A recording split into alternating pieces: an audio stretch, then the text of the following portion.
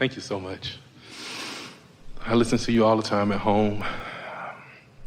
Hours upon hours upon hours upon hours. And it's the best thing I do for myself, so I appreciate you so much. It's a pretty good thing to do when you're in alignment, because that can increase momentum. In other words, once you know you're in alignment, then the more you think about things from a place of alignment, then the more your beliefs turn to knowledge, and the more substantial you are in your alignment. It's a good thing. But if you listen to us when you're in a bad mood, we will irritate you. Oh, never. The question that I have is, we're talking about meditation, and the 3 times that sticks out that I've meditated, that sticks out to me from meditation, is that once I was meditating and I just saw these dots before my eyes, and I was moved to start connecting them. And as I connected them, it came to me that I have everything that I've already need, that I just need to connect the dots. And that helped me out in life so much. Well, it was a really good interpretation of what your inner being was saying to you. And your inner being didn't put dots there. Your inner being did not create the analogy.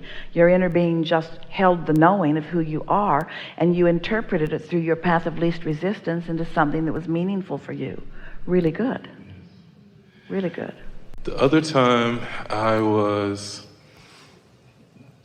if I can liken it to being in a spaceship and just seeing rays of light, I'm traveling so fast. So what you were doing, you were interpreting energy visually, which is a good thing for you to know, because Esther is primarily an auditory translator. She receives blocks of thought and the words come to her mind. With some, images come to mind. And as the images come, then you can find descriptive words of the images. And for some, images and words come. And you are some of both. And so the fact that you are seeing that with your eyes closed during meditation is a very good indicator that you are a visual interpreter of energies. Beautiful. Yeah.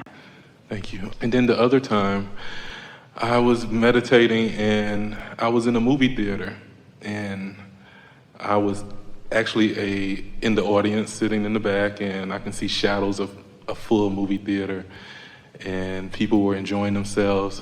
I also was the director of what was going on the screen. That's the most significant thing to know. That was your interpretation of your realization that you create your own reality. Yes. The question that I have as the movie was going, as I was watching, as I was directing the movie, the characters on the screen, I could not, they would move a little, then they'll stop. And then they'll open their mouth to say words, and then they wouldn't say anything. Well, it's because it was an early realization that you create your own reality. You're getting ready for that. Later on, you'll give them some words and purpose. Okay. All right. That was simple. Okay.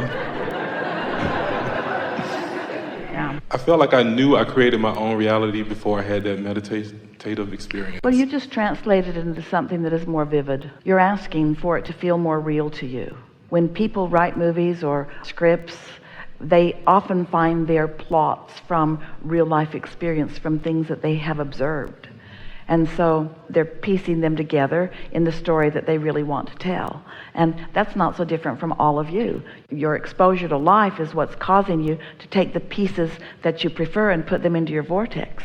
And so that movie and all of the components of it, all of the characters and all of the purpose of the characters and all of the abilities of the characters and all of the proclivities of the characters, that's all already in the vortex, because law of attraction has been gathering all of the cooperative components to each and every one of your desires that you have offered there. As a practiced seer of vibration, you could look right into your vortex and see what's there, or you could do something even more satisfying. You could just trust that it's there and put your attention upon your alignment by looking for ways to feel good and making sure you do, and then just receiving. Let the movie unfold as your real life. This is a really good conversation to have at this point of what we've all been talking about.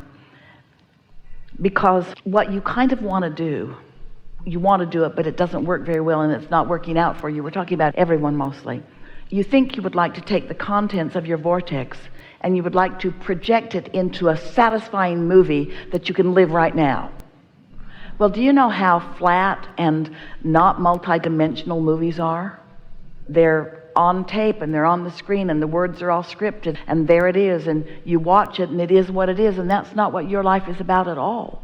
You get to live a little of it and then give it better words, and live a little bit of it and then make it even more satisfying, and live a little of it. You get to constantly contour the way your movie is turning out. And in the beginning, there are characters there that you can't even identify, and they're hardly moving and they're not speaking. But as you align more, you give your life experience more. Your life is so much more than a movie. But it is analogous in the sense that you create, as a director or as a writer, a movie, and you are creating your life. When you get hold of this notion and you really own it, and many of you have done that here in these hours, that you've already done so much and you are so far along the way, you're by no means starting over. The vortex is ready for you to be ready for it. And now, just for a little while, you turn your undivided attention toward your readiness. Your readiness for what? Your readiness to feel satisfaction, period. Not your readiness to interpret the whole movie and present it to the world. Your readiness to feel good now and now and now and now. The opportunity in every moment in time is simpler, but don't let its simplicity make you misunderstand its power. The simplicity of, am I satisfied right now or not? Am I satisfied right now or not? Esther was saying to friends, oh, I've acclimated to Jerry not being here. I've acclimated to him in his current non-physical form. We talk often and we have lots of experiences. He made his transition about 5 years ago, but it was only recently that Esther acknowledged how many moments she feels unsatisfied because she's not having the playful banter, or she's not taking the customary walk. It's like putting the happy face sticker on the gas gauge rather than acknowledge that the tank is empty. You have to acknowledge, am I feeling satisfaction or dissatisfaction? And we know there are degrees of it, but you know what we're talking about. When you're satisfied, which means if something is missing, focus somewhere else until you are satisfied. Use the power of your mind to find satisfaction. Use the power of your focus to find satisfaction. And when you start steadily feeling satisfied, then, your life reflects it in so many ways. In any kind of dissatisfaction, you hold yourself apart from the things that you want. Isn't that nice to know? Very nice. Yeah. Ready to be ready to be ready to be ready. All right, so let's break that down just for a moment, because it's a little nonsensical when we spit it out like that. But I'm ready for what? Ready for satisfaction. And what will satisfaction bring me? Readiness for more satisfaction. And what will more satisfaction bring me? Readiness for more. The better you feel, the better you feel, the better you feel, the better you feel. It just gets better and better and better and better and better. And better and better and better and better and better. And better. There's no end to the better. So I just recently heard you saying this, like in the last month or two. You have to be ready to be ready to be ready. Yeah. So does that mean I'm ready to be ready to be ready, or? On some subjects, you're ready to be ready to be ready to be ready, and there's a manifestation about to explode into your experience. On some subjects, you're ready to be ready, and you're ready to be ready, but you're not ready for it to explode into your experience. And what you really want, if you want to live a perfectly lovely and happy life, you want some things exploding into manifestation while new things are just getting started. Think about it. Think about the levels of satisfaction that you can have at the varying degrees of the gestation process. Think about couples who just found out they're pregnant. They're so happy. They've got no baby. They got no baby. They got a little glob. But they're happy, and they understand that they don't want that baby to be born today. They want it to be ready, and it's sort of kind of the same thing. Some subjects are ready to be born. Oh, what a perfect analogy that is. Oh, wait, it's like you. Do you know how much vibration you were before you got ready to be ready to be ready to be ready to be ready to be born into a manifested form? That analogy applies perfectly, doesn't it? And then once you are born, you are all of that. You are all of that. And you could have remained all of that knowing and all of that readiness and all of that happiness and all of that joy and all of that positive expectation. But then you started meeting up with others that had been banging around for a while, and they'd kind of gotten tired of that because they didn't stay in the replenishing mode. Oh, when you got here, you were so replenished. Wow! So replenished. But then you kind of got deplenished because you didn't keep replenishing. But now you know better. Now you know. Can't you always distinguish satisfaction from dissatisfaction? Isn't it just so obvious and clear? Then do that. Okay, I was listening to you, and you had mentioned about your inner being just delights and is happy and is loving you just for being here. Well, think about the perfection of the timing of that question given what we just said. At one time, you were an idea that came to full fruition. Can you imagine the satisfaction that the non-physical part of you feels about the physical part of you? About your willingness to explore contrast, about your willingness to put the newness in the universe, about your willingness to have exposure to life which causes you to ask new questions. And can you imagine the appreciation that your inner being feels when after all of that you find the receptive mode so that you allow your new idea to come out into the world, to be born into the world just as you were born into the world? Yeah, absolutely. Oh, thank you so much. Well, we would say to you that it doesn't get any better than this, but it will. Better and better and better and better and better.